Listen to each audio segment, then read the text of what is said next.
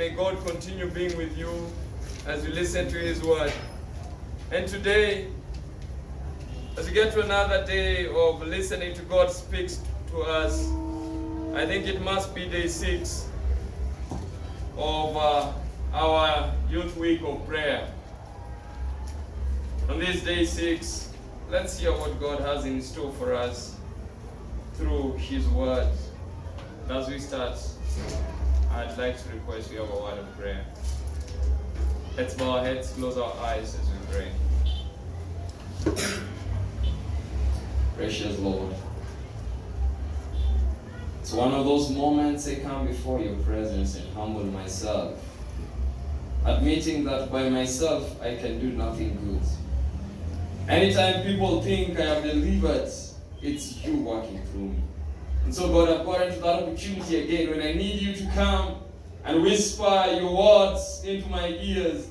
And God, synthesize the same into my mind. And God, let me be able to speak only that which will give you glory. In this hour, be with us. All those within the radius of my voice, may you bless them in this hour, as I pray in Jesus' name. Amen. Beloved, allow me to get quickly to the text. As is my custom, I give sermon titles. Today, I title the sermon Prison Break. In the year 2003, someone sat down and thought of coming up with a movie. I have to dissuade you of the fact from the outset, I have never watched Prison Break, the movie that was done.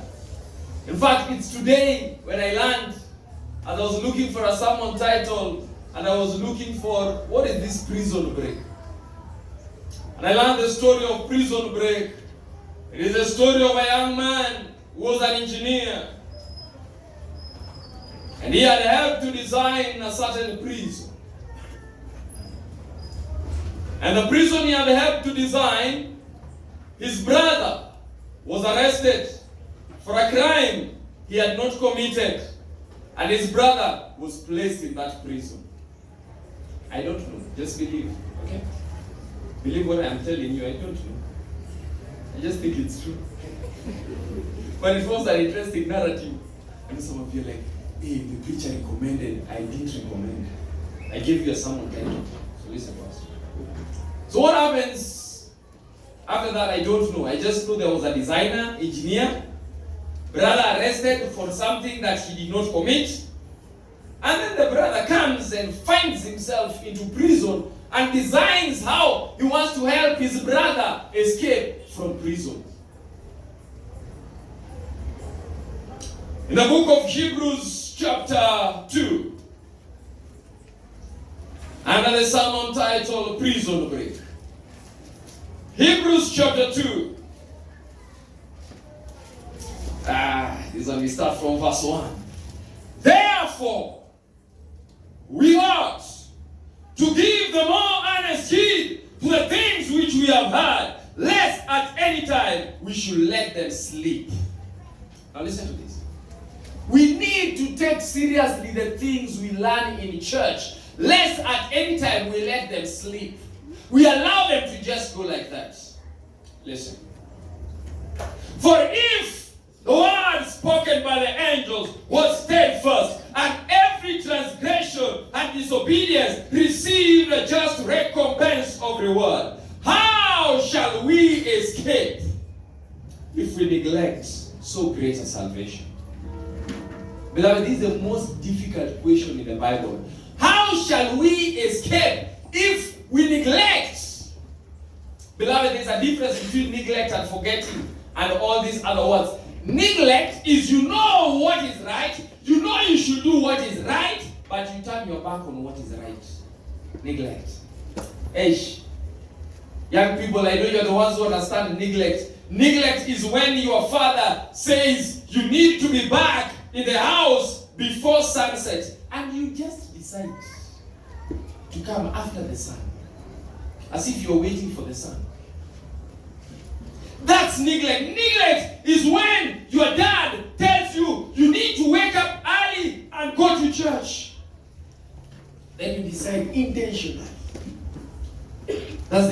want to oversleep. Neglect. Neglect is when you are told you need to dress like a child of God and you dress like a miniature Jezebel. Neglect. Neglect is when you are told, don't go beyond this place. And you jump to that place. Neglect. Neglect is when you are told, if you want to drink water at home, and you decide to drink alcohol. Neglect. And beloved, neglect can be as simple as your mom or your dad telling you, Chief, come. And you shrug off your shoulders, shake your head. Ladies, you know how to shake it. As if you have no bones over here. You shake your head like that. And your mama sees you, neglect. So the question is, how shall we escape if we neglect? Not if we don't know. Not if we are not sure. But if we neglect. And neglect, listen to this. It says, if we neglect so great salvation. Beloved, people that neglect salvation.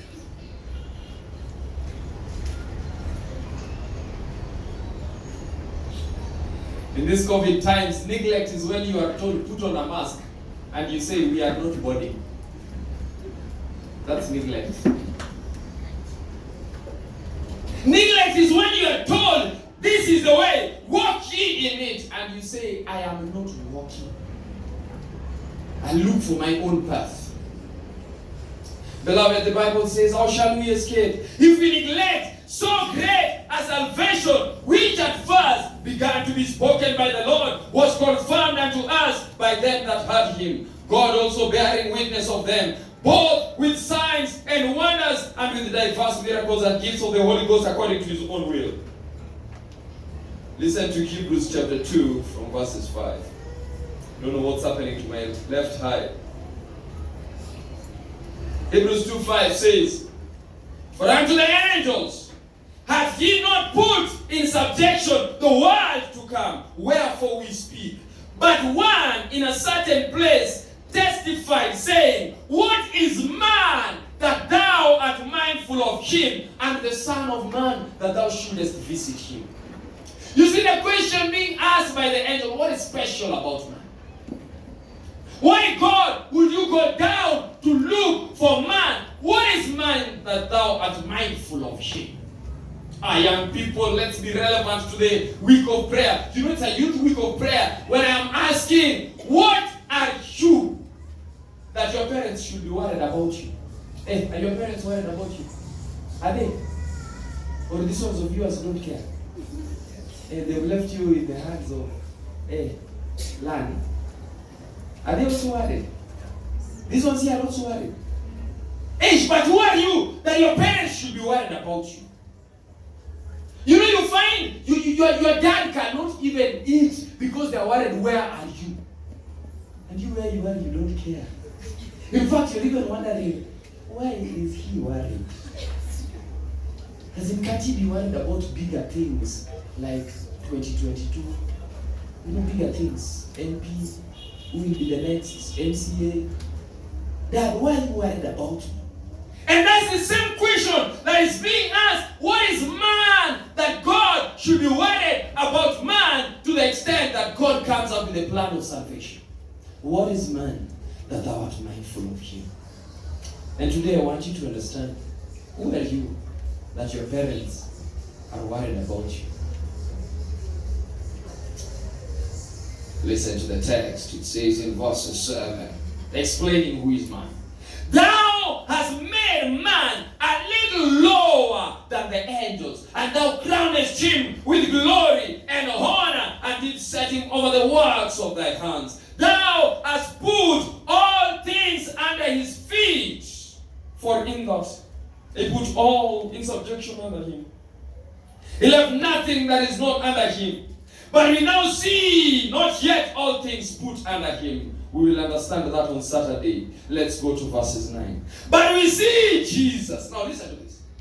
The text starts by explaining man. What is special about man?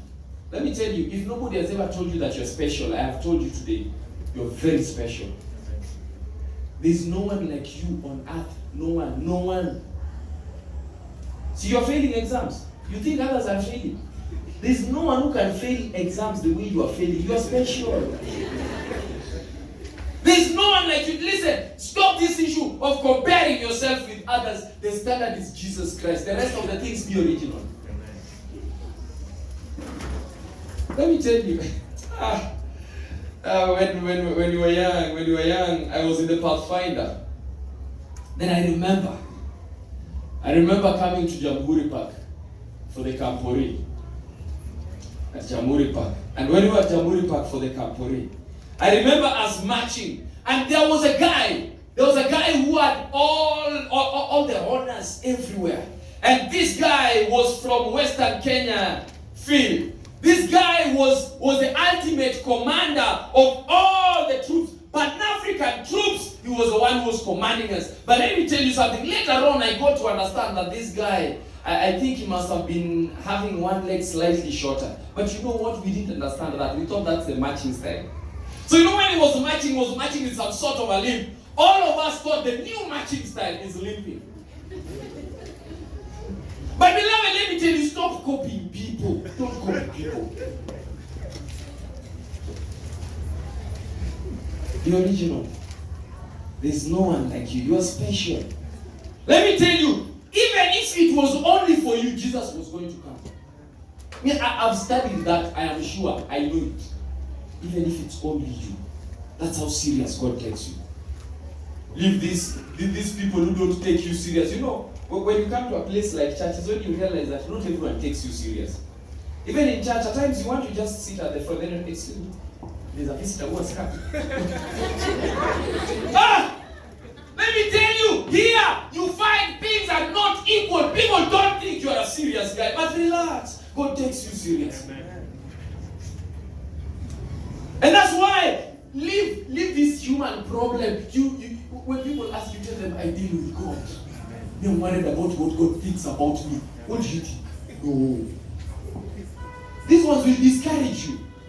You come today dressed in your best clothes, and then, but that one looks too long. Tomorrow you come, it's too short. The next day, it's too loose. The next day, it's too tight. Leave me alone now. What does Jesus think about my dress? Because these ones, let me tell you, human beings will never appreciate when you've done a good thing. Even when you've performed well, they start saying, Akuna Maringo. And you wonder, where is Maringo and passing exams? I just read. It happens, human beings. So trust in God. But listen. Jesus says that, listen, you people, I made you a little lower than angel. You are special to me. I am mindful about you. That's why I came to die for you. But listen. He now wants to explain what he did. He wants to explain the depths through which he had to go to receive you, to get you. And listen to this about Jesus. I read the text. The text is in Hebrews chapter 2. And reading from verses 9, it says, but we see Jesus, who was made a little lower than angels for the suffering of death. Listen to this. Jesus was made a little lower than angels. Let's go back to the book of Hebrews chapter 2 and reading from verses 7. Why are you mindful about man? Thou madest him a little lower than angels. So listen, the Bible describes Jesus the way he describes you. That's serious. You should have said amen, but you don't understand. Let's continue reading. It says, he was made a little lower than angels for the suffering of death. Now understand. God cannot die. So God has to take the body which can die. So God has to take a human body for him to come and die for you. He was made a little... I don't know about you. How many of you have ever been demoted? Demoted. Do you know what demotion is? Even if you're just a class prefect, then all of a sudden you are demoted. You know how it feels. Everyone likes promotion. Demotion. Now listen.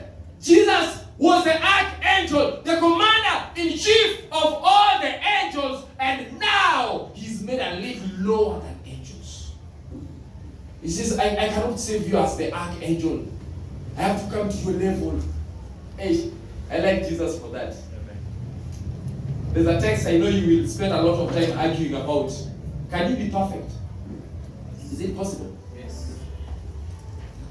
Matthew chapter 5, reading from verses 48 says, be ye therefore perfect, even as your Father which is in heaven is perfect. Hey, it's tough. But the Bible says, be perfect. So let me explain to you something. What God means, be perfect in your sphere, the same way God is perfect in his sphere. Let me tell you, God tests you on the exams of the topics he has taught you. Amen. He does not set, you know these teachers in university? Those of you who are in university and high school, you understand a little bit of the teachers I'm talking about. The ones who come and they're almost like bragging. Hey, I see you. Just wait. This is first term. You will see. As though they want to prove a point. God is not here to prove a point.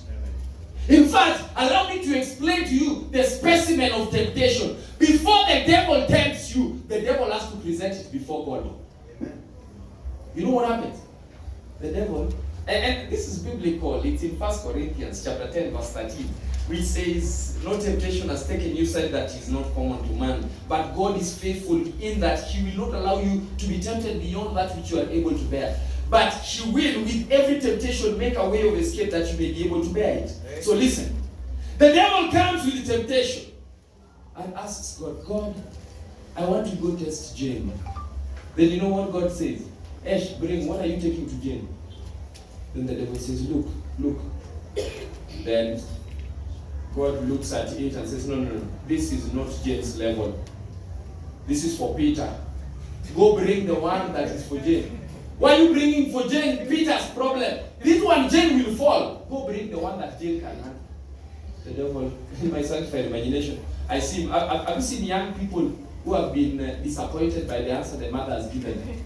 You pull your mouth like that and everything, and you're walking, stamping your feet so that they can feel that you're stepping on the ground, and you're mad as you're going. So the devil goes like that and goes back to his laboratory of temptation and sin and manufactures another one and comes to God. Now, can Jane handle this? God looks at it and says, yes, Jane can handle that. Go. The devil goes and brings it to you, Jane. And Jane looks at it and says, hey, this thing is difficult. But God has made a way of escape. Listen, God does not only ensure that the exam is passable, he even gives you leakage. Hey, you don't understand. Let me tell you, when you are tempted to go to the disco and go for rape, then all of a sudden, you hear your friend calling you, what time are we going to church tomorrow? Listen, that's a way of escape. Amen. Don't put away that phone call. That phone call asking you about church is reminding you. That's God's way of escape. Here you are, you want to go do stupid things, and then you try to connect to Uber. No network. No network is a way of escape. And you hear, you're like, now what's wrong with this network? It's not what's wrong. God is giving you a way of escape so that you don't go there. And where did I put my purse? It's not where you put your purse. God is making a way of escape. Problem with us, we don't see God's way of escape. No temptation has taken you such that is not common to man. But God is faithful. Amen. Let me tell you. Tomorrow you're going to be tempted, my sister. But let me tell you, as the temptation comes, look at the temptation and then say, I heard that God is faithful. I am not yielding to this temptation. I am not doing it. In fact, when you are tempted, the first thing to do, pray. You know those temptations that are so difficult until you say, God, please do something. Let me tell you, that prayer is enough. When the temptation is serious, don't start. The God of Jacob. You remember Abraham. No, this is not time to remember the God of Jacob. Just say, God help me. Hey, if you think it is not biblical and you think that's a short prayer, look at Peter. Peter is sinking. He's sinking in water. When you're sinking in water, you don't start calling the God of Jacob and the forefathers. You say, Lord, save me. And God responds and saves Peter. Amen. So let me tell you, temptation is coming your way. But he was made a little lower than angels to handle your temptations. He was made to be at the level where you are to handle your temptations. Listen to this in Hebrews chapter 2 and reading from verses 9.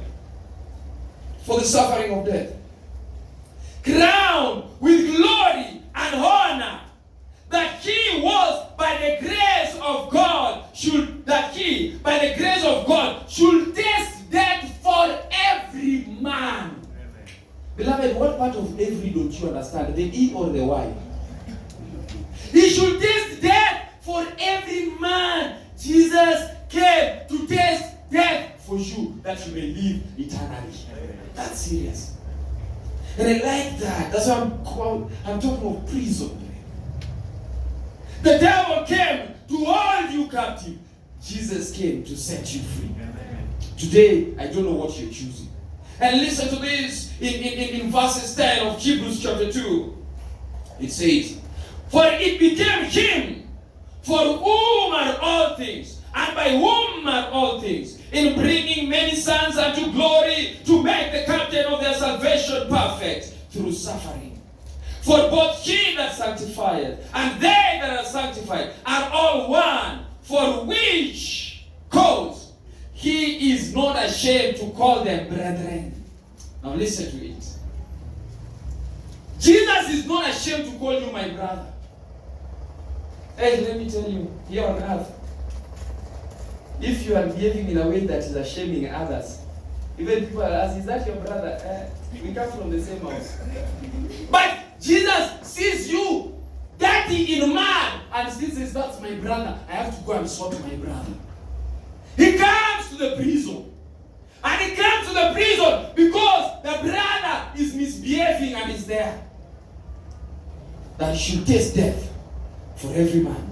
He's not ashamed to call you brethren. And that's why he came. And then listen to this in verses 12 saying, I will declare thy name unto the brethren. In the midst of the church will I sing praise. And again I will put my trust in him. And again, behold, I am the children which God hath given me. For as much then as the children are partakers of flesh and blood, he likewise took part of the same, that through death he might destroy him that had the power of a death, that is the devil, and deliver them who through fear of death were all their lifetime subject to bondage. For verily, listen to this, verily Jesus did not take upon him the nature of angels, but he took upon him the seed of Abraham. Listen to that. It's getting hot. You will not excuse me. I don't seem to be ending early today. You've never seen me remove my coat. Today we are serious business. You are tired, you just walk out. You wait for the recording. Now, beloved, listen to it. It says, for verily he took not on him the nature of angels. You know, if Jesus came as an angel, wait. If he came as an angel, you are tempted tomorrow to sin, and then you say, but Jesus can't understand this. You know, angels don't sin. Have you seen an angel tempted to steal? Because he's angry. Angels don't even know that. And the angel has been tempted. So he took upon himself, and listen to this. Let the Bible explain it. In verse 17 of Hebrews chapter 2, it says, wherefore, in all things it behooved him to be made like unto his brethren, that he might be a merciful and faithful high priest in all things pertaining to God, to make reconciliation for the sins of the people. For in that he himself has suffered being tempted, he is able to succor them that are tempted. Amen. He has suffered being tempted. He can help those who are tempted, beloved. What temptation are you facing today? Mention it. Jesus came in the flesh. Jesus walked on planet Earth. He has suffered the temptations. There is nothing that you're going to go through that he doesn't understand. Beloved, let me explain to you. You see, if you have a judge who has never suffered, you know the things they do? They will say, but who does such things? You know those kind of parents? They did not go through any tough life. So here you are, suffering with social media. And then they are sitting somewhere, and what's wrong with you? Because they were dealing with mail. Letters. You know your parents, they used to write letters. Hey, but beloved, letters were convenient. Hey, letters, let me tell you, letters taught people certain biblical principles. It is good to wait. When you are writing a letter, you write a letter today saying, hi, I like you. It takes 2 weeks for the letter to arrive the other side. Then that person reads and goes to look for a stamp. It takes another 1 week just looking for a stamp. After that, they get a stamp. They don't have a writing pad. They go to borrow and they get an envelope. 3 weeks have gone down and then they respond back. They write, I also love you. Then after that, you wait for another 2 weeks for it to come. Beloved, how long is that? 5 to 6 weeks before you respond. And that is why it was not easy to dump people in those days. Because even by the time you want to dump somebody, you write, it is over. It takes 3 weeks. You come back to your senses. And when he reads on the other side, he asks you, what do you mean? It takes 3 weeks. It arrives to you. And you say, I didn't mean anything. And you are back. Right now, you start a relationship in the morning. At lunch hour, you are in a crisis. By evening, it's over. Young people, what's wrong with you? And that's why at times, by the way, I don't blame your parents. I don't know why I've gone into that topic. That's the topic for tomorrow. Let's handle it tomorrow. You know, relationships should be handled on Friday as we wait to get into the Sabbath. Let me come back to prison break. But let me tell you, the main thing I wanted to teach you is at times your parents don't understand. Because for them, even conversation was something serious. You've seen these parents who just want you to sit down and you talk. My daughter, just come, let's just sit and talk. I said, you are so fond of texting. So you feel like daddy does not understand me. But let me tell you something. Jesus said, I am coming to your level. What are you using? Instagram. I've joined Instagram. I want to understand you. And so he came to their level that even when you are tempted by Instagram, I know the things that are in Instagram. He says that.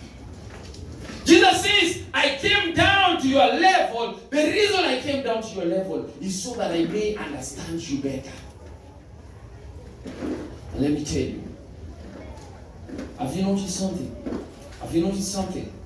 Jesus did not come to their level of sinning. He came to their nature. There's a difference. I know there's some people here who are going to say, oh, but my dad has refused to post pictures of him half naked. No, look at those. What's that? I come to your level to have an account, not for me to do the things that stupid people do on Facebook. No. Jesus took the sinful nature, the nature that has the capacity to sin, but he was sinless. In fact, listen to how the text says. God made him who knew no sin to become sin for us. Not to become sinful for us, to become sin. In other words, God took all the sins and put on him. But not that he sinned. Jesus did not sin. But let me tell you, I know some of you are saying, but wait. You know Jesus was God. Hey, but let me explain to you. Do you know, when you are God and you prevent yourself from sinning, it's more difficult than when you are not God. It's true. Let me explain to you. I normally like using the example of automobiles, vehicles. You see, a Mercedes-Benz, the speedometer can go up to 260 kilometers per hour. Now, when you have a Mercedes-Benz, you can say, I am tempted to drive at 200 kilometers per hour. When you have a Toyota, you can't say you are tempted. The maximum you will go is 180. That's not a temptation. He who has greater capacity, the greater your potential, the greater your temptation. Listen, a small child who has no teeth, Can't say, I'm tempted to eat sweets. No temptation. That's not a temptation. Temptation is when you have the capacity to eat them and you are not supposed to eat. That's when it is temptation. And let me tell you, do you know Jesus would simply, by the way, if Jesus was some of us, and it's easy to say, when you are tempted, what would you have done? Change the law, isn't it? So you just sit down and say, but I feel like stealing. Hey God, can't we remove stealing from the law? The 10 Commandments, let's remove that one that says thou shalt not steal. So that you can steal. You see the way our politicians do it. And you okay, now, what will happen? Let's change the constitution. That's how and let me tell you, the way our politicians are behaving just shows how mankind is. That's why you want the law of God to change so that you can do certain things. You notice politicians who will sit down and say, from tomorrow onwards, we don't want people being sworn in at night. But let me tell you, the reason somebody was sworn in at night is because all of you did not have good morals. So don't change the constitution, change the morals. I've told people that, let me tell you, we don't need CCTVs, we need you to change your habits. At you know, in this village, in this estate, in this area, let's put CCTVs so that we can see what our children are doing. No. We are not going to CCTV the youth. We are going to teach the youth so that you can go out of the house and I know you're going to be responsible. And if you decide to do something foolish, do it. But no, you are killing yourself. I'm going to put CCTV on you. In fact, those moments where you think like, I need to be somewhere and asking my friends, hey, did you see my daughter? Where was she walking? Who was she talking to? No.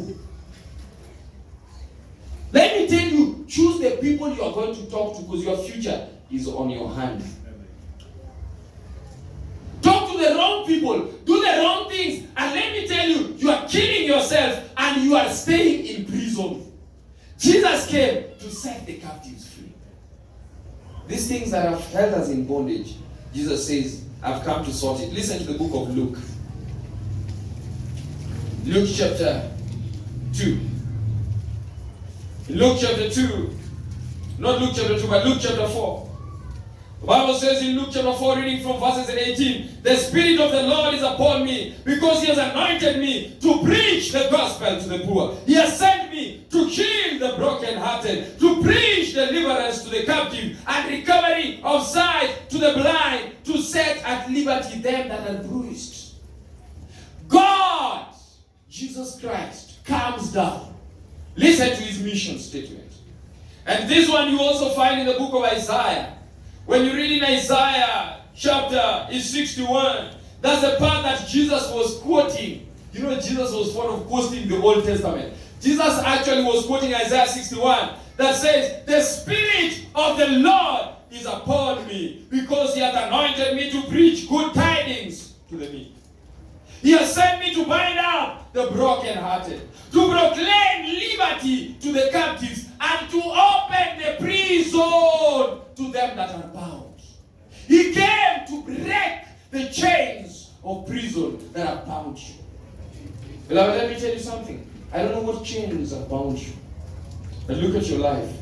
Jesus says, I came on a mission, and one of them was to break the bounds of prison. I came to open the prison doors and set you free. My brother, my sister, I ask you today, are you willing to be set free? Because Jesus came to set you free.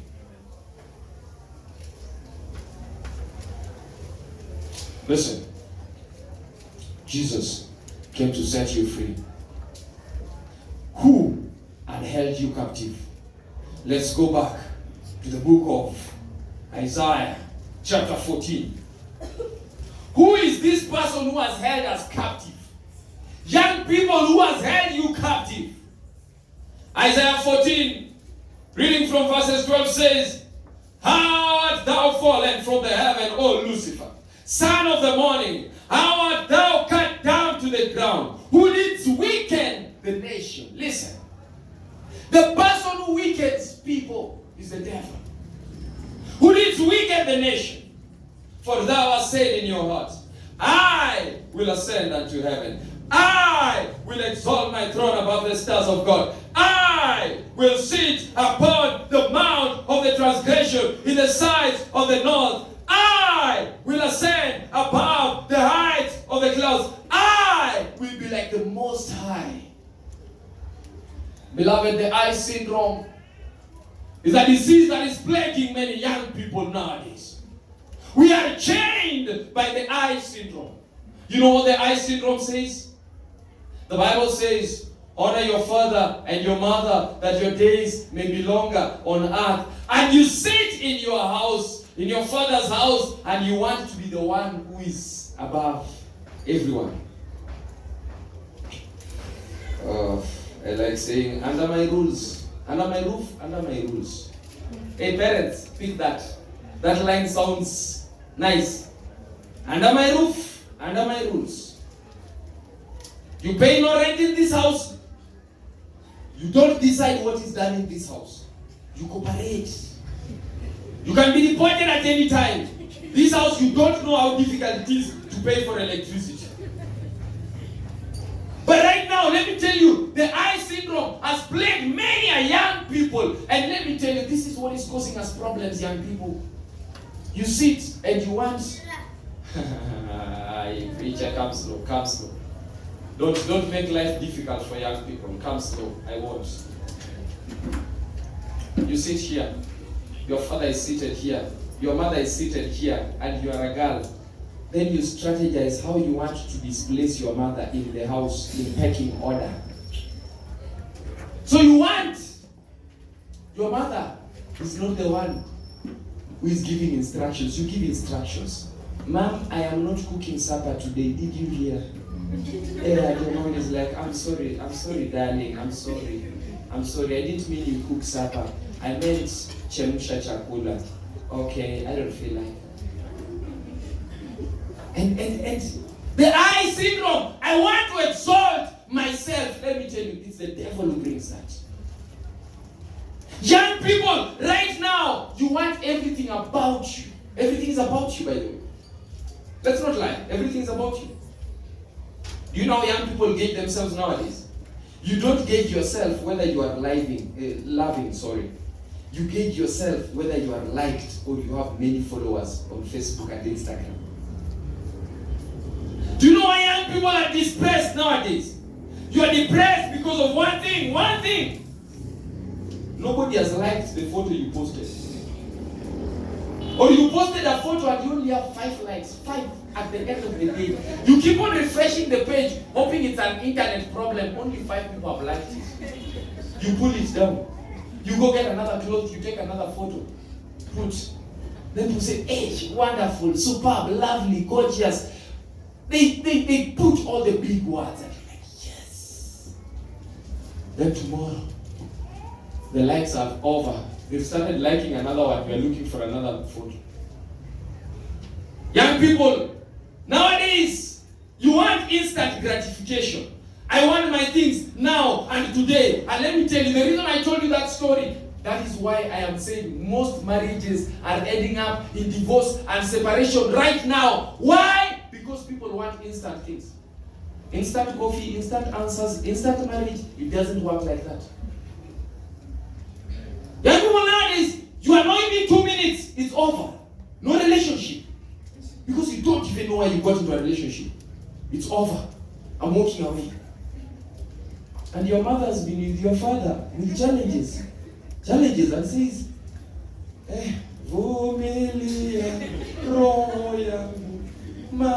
those are the songs your mother is singing and you're like, I can't hold it for 1 more minute. It's over. Let me tell you something. COVID has exposed young people. You people, COVID has exposed you badly. I can't lie to you. COVID has made you understand that you don't know much, isn't it? It has even made you understand that life is difficult, though life is real. Let me tell you, and by the way, I don't tell evangelist tales. I tell real tales of evangelists. This one happened to me. When I finished Form 4, I had studied somewhere in Kikuyu. So I was familiar with the town. When I finished Form 4, I begged my mom, I had cows to go look after. Go look after cows. So all that time I was just seated with cows. When my age mates are in the comfort of Wi-Fi, but I was seated with cows. Cows. And those days we didn't have phones. Nowadays, but then what happens when you don't have a phone? You know that disease. You know the disease. I was with cows, no phone. I stayed with cows for more than 1 year. That was enough time for me to learn how to cook ugali and such kinds of things. So that when I got married, I would tell my wife, today is your off day. Watch Superman prepare food. And I do serious business. By the way, I'm one of the best cooks in my house. The only thing I don't cook are the instructions. Under my roof. But let me tell you something, beloved. The problem that we have right now, especially among young people, is that we've not gotten to the point of being patient with life. That's why you can't wait for Jesus to come. Let me tell you, for you to be patient for Jesus to come, you must learn patience in your daily living. And that's why we are impatient. We get bored about what God tells us. And beloved, let me tell you, I have looked at it, and Jesus says, this eye syndrome needs to be attended to. The eye syndrome which makes you want things for yourself. And so listen to this part. And the Bible says in Hebrews, no, not Hebrews, but Isaiah 14 from verses 15. It says, you want to exalt yourself. You shall be brought down to hell, to the sides of the pit.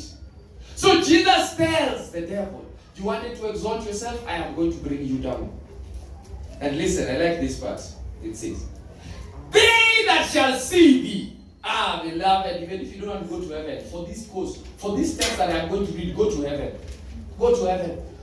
That they that shall see thee shall narrowly look upon thee and consider thee, saying, is this the man that made the nations, the earth to tremble, and did shake the kingdoms? Beloved, don't you want to sit one day and see the devil and say, so when you're Shaitan, as you are the one who caused us all those troubles. This one can only happen if you go to heaven. Otherwise, you'll be in the same WhatsApp group with the devil, tweeting about how you are going to suffer in hell.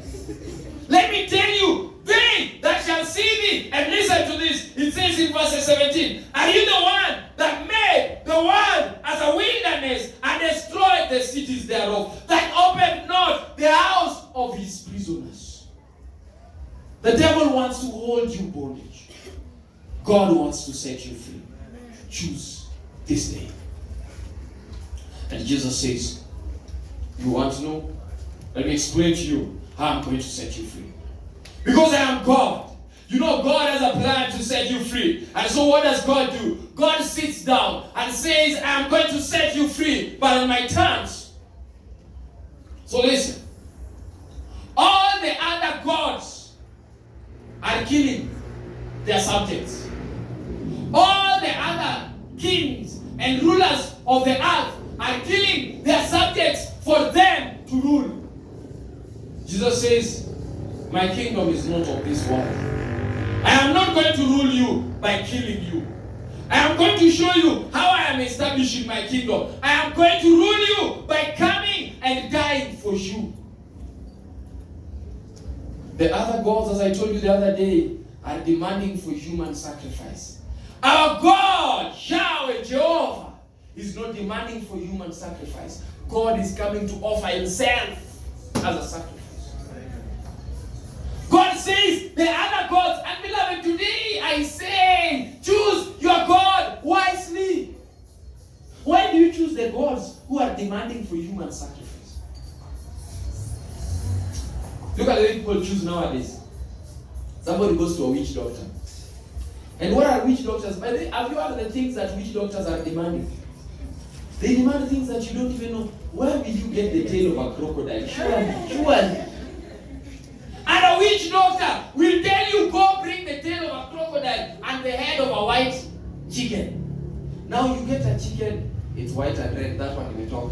Do we look for a white chicken everywhere to please a God who is going to die? And the God who came and says that, listen, I'm the one who does not want these sacrifices. I am going to offer myself as a sacrifice. The only sacrifice you're going to offer to God, he says, is a contrite heart. Give me your heart.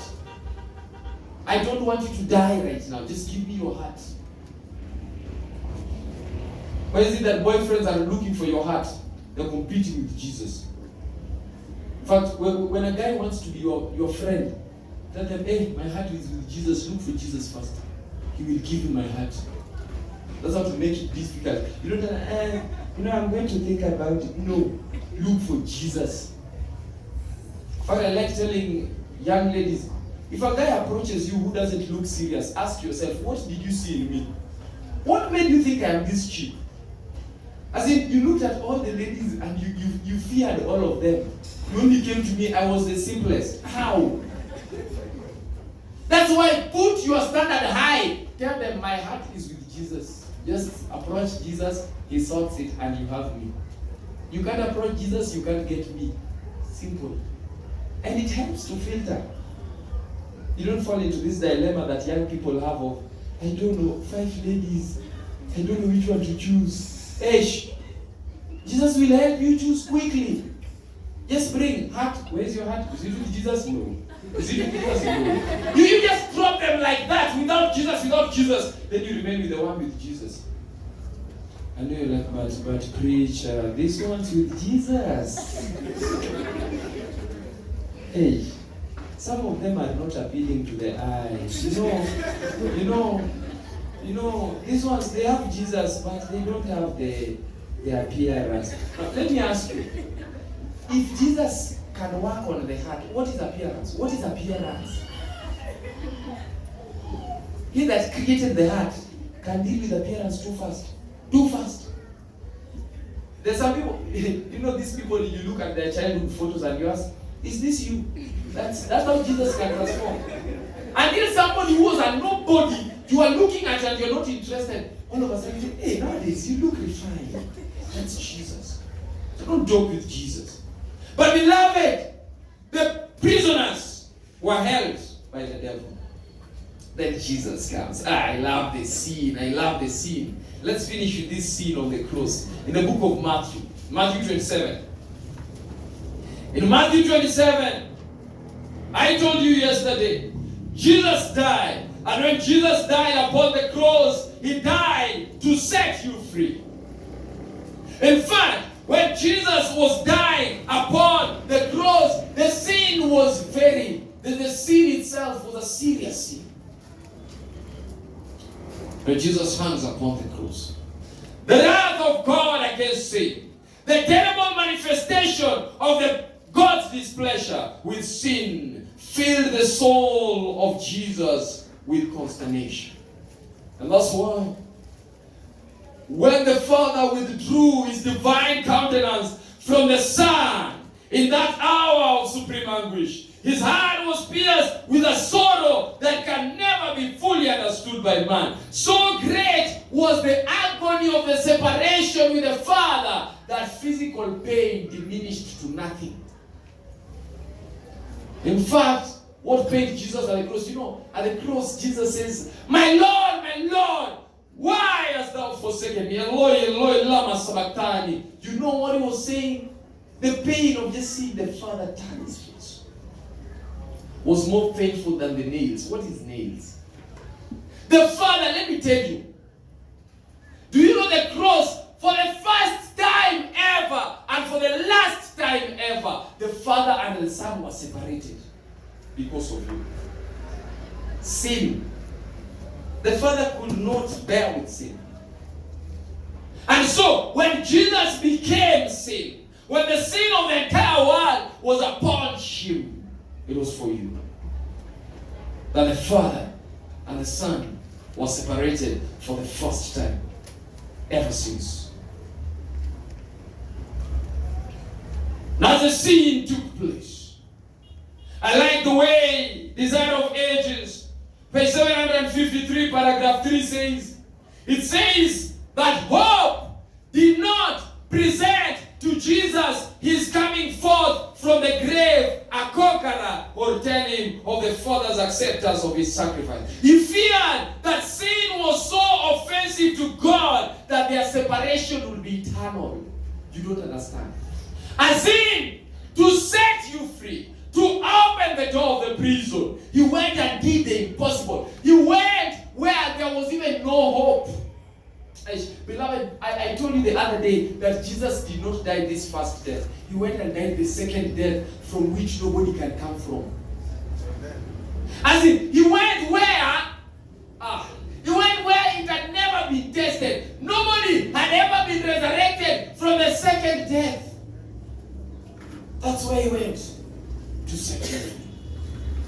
As in, he went even when everything, there was no hope for him. He didn't even know whether the Father would accept his sacrifice.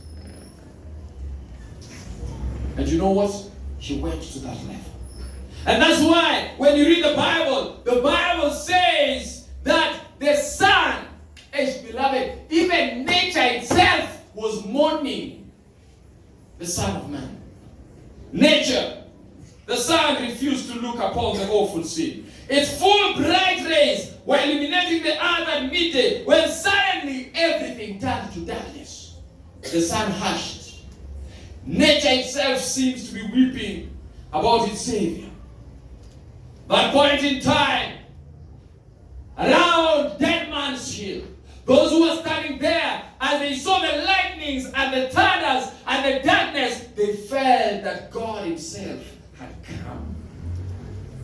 A nameless terror held the throng that was gathered around the cross.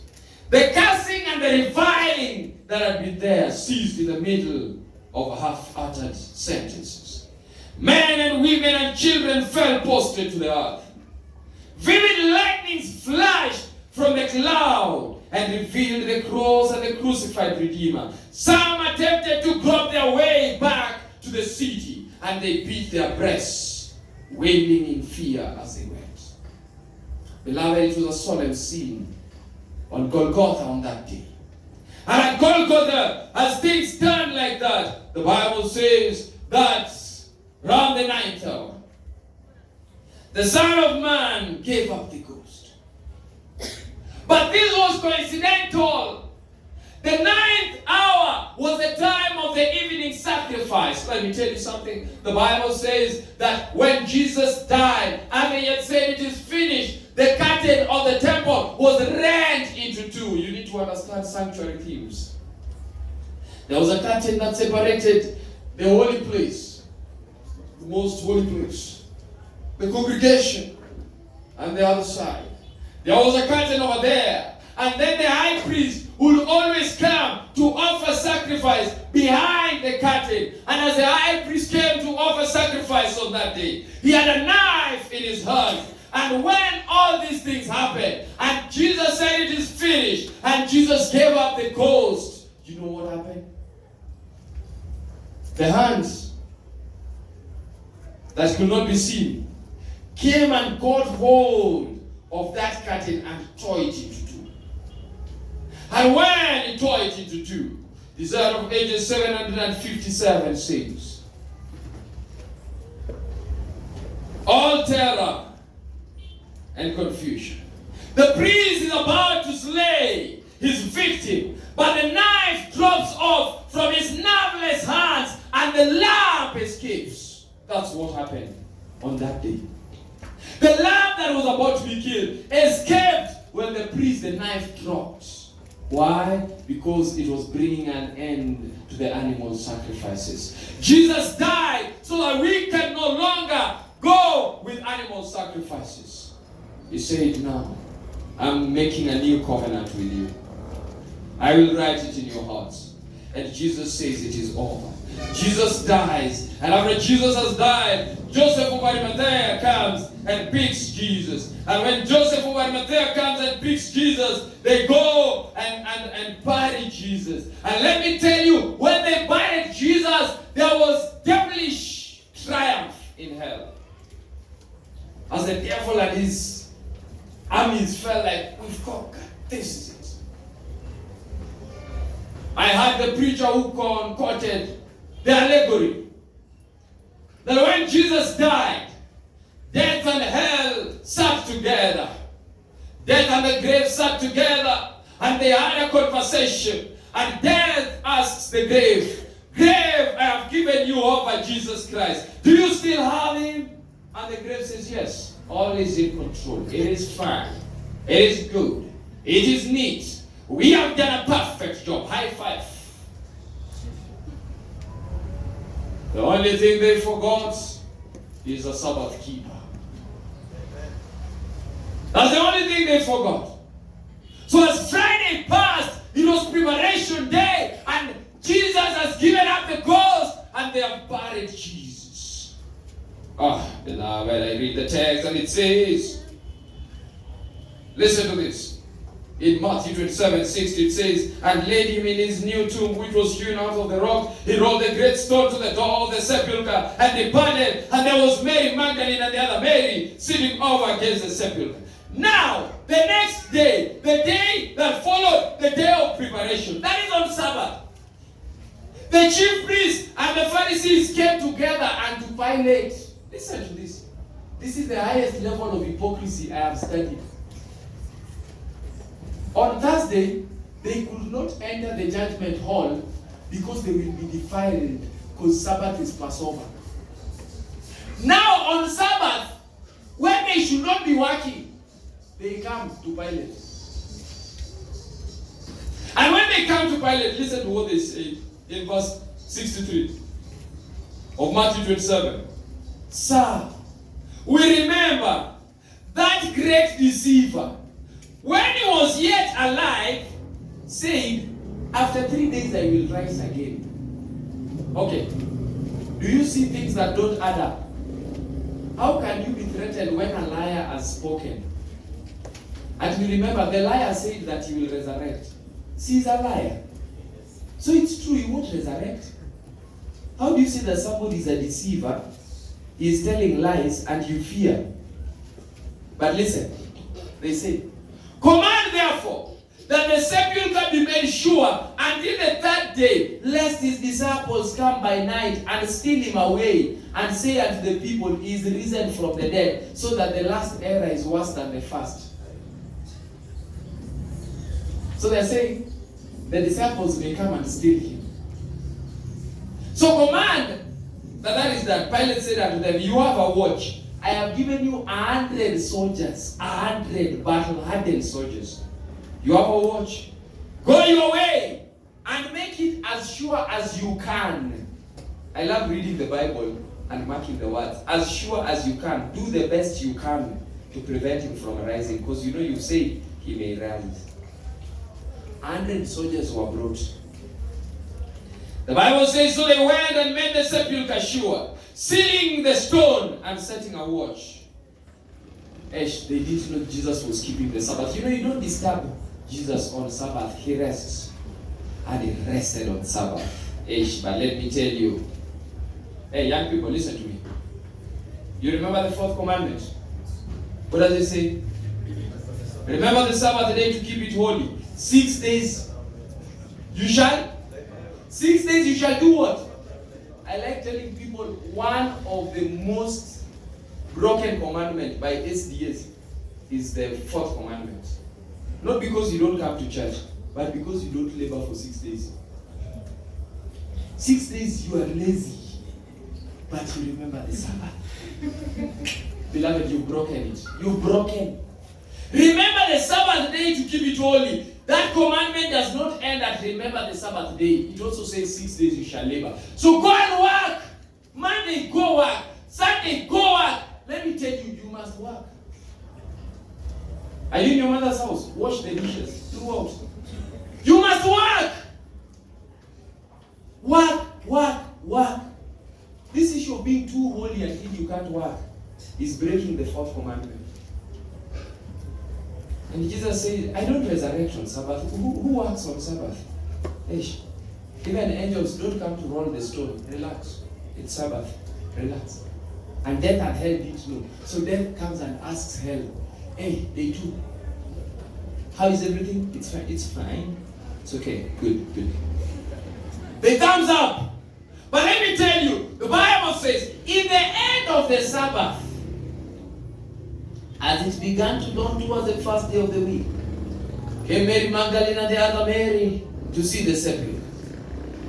Let's leave that part. Let's go to verse 2. Let me explain what happened before Mary Magdalene came. It says, and behold, there was a great earthquake. For the angel of the Lord descended from heaven and came and rolled back the stone from the door and sat upon it. I like that. The angel came, rolled back the stone, and sat on it. Beloved, when you read that text, it's too fast. Because in your mind, you're just thinking, angel came, rolled the stone, sat on the stone. And it looks that fast. But let me explain to you with the preacher's imagery. Because I love walking into my sanctified imagination. And I see the angel. God gives an instruction and says, it's time. When God says it's time, it's time. The Bible says that Jesus says, I lay down my life that I may take it up. No man takes it from me. Jesus' life was a life that he laid down. And now when the Father gave the commandment that it is time for you to wake up, divinity was summoned. And divinity came. And Jesus says it's time. But let me tell you, when he went to die, he went like a lamb taken to the slaughter. But when Jesus resurrects, he resurrects as a king. Oh, you don't understand. He resurrects when he has authority. Let me tell you, those who have authority don't open their doors. You don't see the president coming and pushing the door. That's why when he was waking up, he was only told by God, it's time to wake up. And then the angel said, hey, now when he's waking up, he's not a baby born in a manger. This is the Savior. The Savior you must go and open for him. And the angel was sent. The angel came as fast as lightning. Oh, beloved preacher, you went too fast on that. Explain, why was there an earthquake? Listen to what the pen of inspiration says about the earthquake. In manuscript 115 of 1897, the messenger to the remnant says, before anyone had reached the sepulchre, there was a great earthquake. The mightiest angel who held the position from which Satan fell. Listen to that. Prison break. The one who had held you captive must now understand that the person who took his position is the one opening doors. Now we are dealing with power. The one who took the position from which Satan fell received his commission from the Father and clothed with a panoply of heaven, he parted through the darkness in his stride. His face was like lightning. His garments were white as snow. As soon as his feet touched the ground, it quaked beneath him. That thing you read there, that there was an earthquake, was because the angel landed. He landed until there was an earthquake. Why an earthquake? He has to wake you up. Even the soldiers who are asleep, wake up, you have to see this. And the soldiers woke up. But beloved, let me tell you something. The Roman guards, I like the way the book Desire of Ages, page 781 says, at the sight of the angels and the glorified Savior, the Roman guards had fainted and become like dead men. Dead men. The guys who were previously saying yes, he was raising others. Why can't he raise himself? Listen, dead men. The Bible says in verses 4 of Matthew 28, the fear of the angel, the keepers did shake and became as dead men. And I will tell you something, beloved. When they fell as dead men, I love saying, Jesus didn't do anything to them. Jesus just woke up and went, disappeared. I've always said, I want to imagine the scene. Do you know what it feels like? After the angel has come and Jesus has resurrected, then you are placed there to watch over Jesus. Those soldiers looked at it and said, man, ever since I became a soldier, I've never seen such a thing. Never. Never. And let me tell you, Jesus is serious with life. They had never seen such a thing, and they're not likely to see it again because he died once and for all. He's not coming back to die again. He had died once to solve this problem. The soldiers, I feel for the soldiers. In fact, let me read for you what Isaiah really says. When the heavenly train was hidden from their view, they arose to their feet, and as quickly as their trembling limbs could carry them, they made way to the gate of the garden, staggering like drunken men. They hurried to the city, telling those whom they met the wondrous news. Let me tell you, on that Sunday morning, people in Jerusalem were not woken up by the crowing of the hen and the cock and all those other animals. They were woken up by the thundering foot leather of Roman soldiers as they ran about saying, "He's alive, he's risen." They weren't saying, "That guy's risen." And people were like, "What do you mean? What do you mean?" He's risen. We are telling you the truth. We have seen with our 2 eyes. That guy is risen. They weren't telling everyone, "He's alive." You need to know that. As people looked at them and they're like, wait. The high priest. No. You know the part I like? Where were the high priests? They're the ones who said, "This guy may be stolen." Hey, I like saying, if I was Jesus, now this is easy to say. If I was Jesus and I have risen, and they told me, "Save yourself," do you know the first person that would have appeared? Hey, I would have gone to the high priest and, "High priest, wake up. See, just see, wake up." And until I tell the high priest, "I know you believe in the state of the dead. This is not a ghost. This is me. Touch here." I would have waited to tell Thomas. I would have gone to Pilate and told Pilate, wake up. You're the people who were saying yesterday, "Wake up, see for yourself." And let me tell you, as the Roman soldiers were saying that, the Bible says, they went to the elders, verses 11. Now when they were going, behold, some of the watch came into the city and showed unto the chief priests all the things that were done. And when they were assembled together, the elders had taken counsel. They gave them large sums of money unto the elders, saying, "Say, the disciples came by night and stole him away while we slept." You don't get the part that amazes me as a preacher. The disciples stole him while we slept. Let me tell you, when you want to lie, young people, you like lying to your parents, isn't it? When you want to lie, have a good memory. Have a good memory. So the disciples stole him while you slept. How did you see? You know, you can't say that you slept and the thing was stolen, and then you say, "I know the guy who stole." How do you know you were asleep? And let me tell you, they were given large sums of money to lie. How much are you going to take to lie about Jesus? But today I'm telling you one thing. He came to set the captives free. He came, he died, and he overcame. He rose again. And that's why the song says, "Because he lives, I can face tomorrow. Because he lives, all fear is gone. Because I know who holds the future. And life is worth a living just because he lives." Beloved, let me tell you something. I serve a risen Savior. Jesus is alive. You know, if Jesus died and did not resurrect, we will stop preaching. I'm preaching because he lives. I'm preaching because he's resurrected. Because he overcame death. Let me tell you people, children of God, Jesus who overcame death, Jesus who is alive, is willing to set you free. Which prison has held you in bondage? In which prison are you? He says, "Did you see what I did?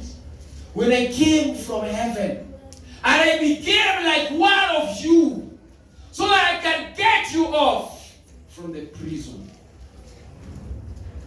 that you may be able to celebrate. So let me tell you something. The culmination of the joy of the prison break is what I will be sharing with you on Saturday. So if you have to miss all the sessions, miss the one on Saturday. I'll be explaining to you, because I think that's where we will end. Jesus came. And Jesus gave his life. He has even opened the doors of the prison. But I know you're asking one question. You know those people whom you open the door, then they're asking, should we go free or we stay in? You're asking, is there a trap? That's what I want to learn on Saturday. Why did Jesus open the door of the prison and set you free? Why does Jesus have to go through this for your salvation? Why does Jesus have to save you? He loves you so much. Because he lives, I can face tomorrow. Let's rise up for closing while we pray.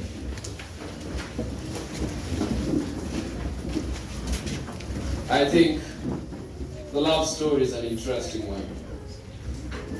Jesus walking with us. I think I even need to make life easy, seeing that we are approaching the tail end. Let me advise you of which topics are remaining so that you can choose which ones to attend and which ones to avoid. Tomorrow, what will we talk about? Tomorrow is Friday. Yes. Tomorrow is Friday. Tomorrow is Friday. We will talk about the love story, relationships. So in the event that you are a married person, you can attend if you feel like. In the event that you are not married, you can attend if you feel like. In the event that you aspire one day to be in love with someone, you can attend. I'll just talk. But then, that's where I am talking tomorrow. If you've attempted to love somebody, or you've attempted to be loved and it is not successful, come tomorrow. Those are the things I want to talk about tomorrow. I think you've had enough on the cross, so now you can be crucified with Jesus Christ so that you may live. So tomorrow I think that's what we will talk about. I decided to tell you that so that you can choose whether to come or not. I don't want you to come tomorrow and you say, I was disappointed. He just talked about relationships. No, don't be worried. It's good. It's good. We need to know also how to live on earth, isn't it? You don't just say this preacher is just about heaven. We are going to heaven, but we are still living on earth. So relationships are earthly things we learn on earth as we go to heaven. Let us pray. Dear Lord, it's always been about you, not me. You came to set the captives free. God, break the chains that have bound us. Some of us are bound by chains of circumstances. Some of us are bound by chains of habits. Some of us are bound by chains of character. But there is somebody in this congregation who is saying, Lord, I look at my life, and sincerely speaking, I have been doing things against your will. I'm disobedient to you, and I'm disobedient to my parents. And that person is saying, Lord, I want to change.